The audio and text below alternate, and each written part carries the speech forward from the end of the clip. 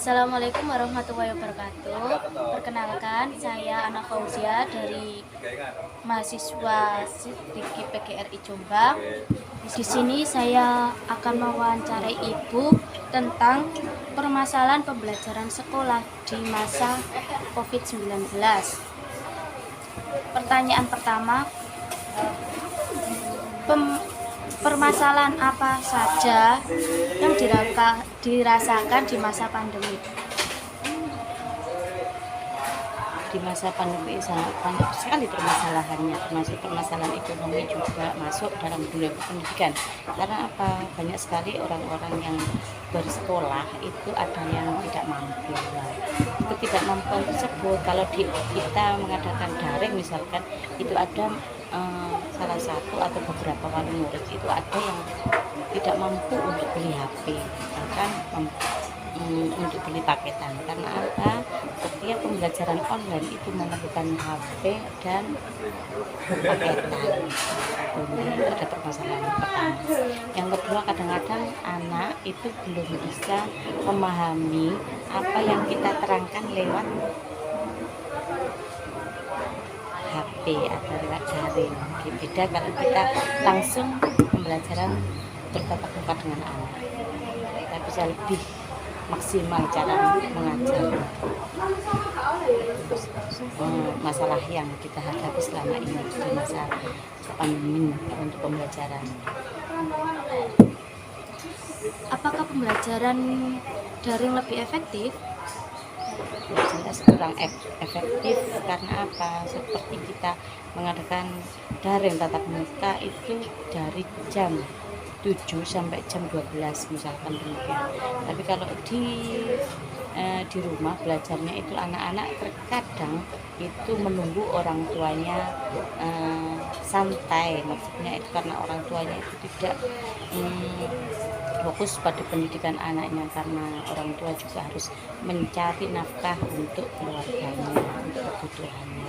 Terkadang orang tua itu baru membuka link pembelajaran setelah mereka sudah menyelesaikan tugas sehari-harinya. Jadi itulah juga permasalahan yang kami hadapi, termasuk kekurangannya dari wali murid dan juga guru serta muridnya sendiri, termasuk kurang efektif semuanya.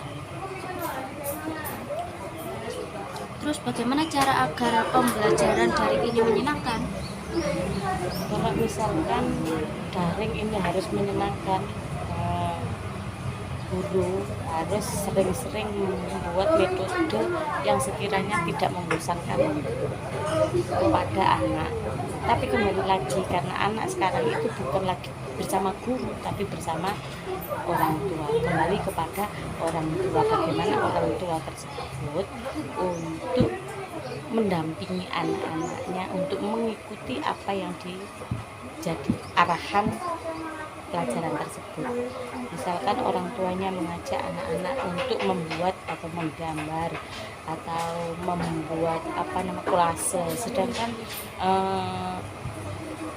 rangkaian pembelajaran tersebut harus memerlukan peralatan yang 1, 2, 3 sampai 10 misalkan kalau dari orang tuanya kurang memperhatikan kepada anak, sehingga pembelajaran itu juga membosankan.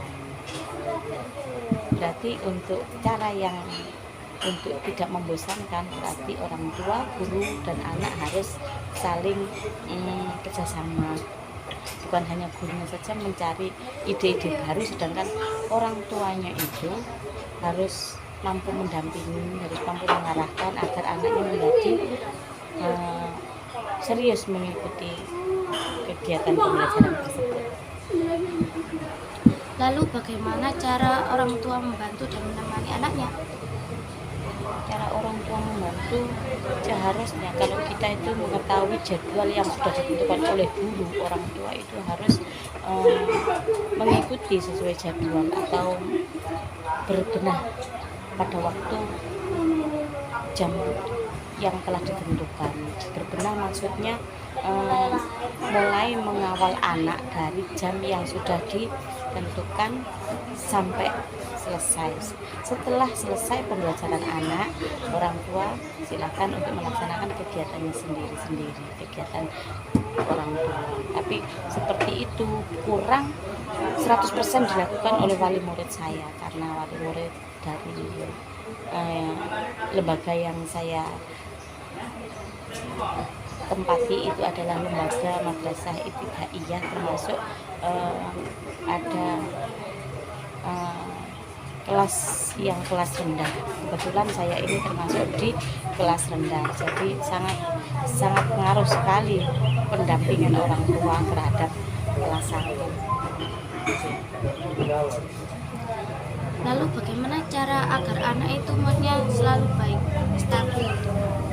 Kalau anak agar moodnya selalu stabil, saya kira setiap keinginan anak itu harus dipenuhi. Misalkan anak sebelumnya anak dikasih sarapan, karena anak-anak kalau tidak diberi sarapan itu biasanya itu mudah emosi dan mudah marah.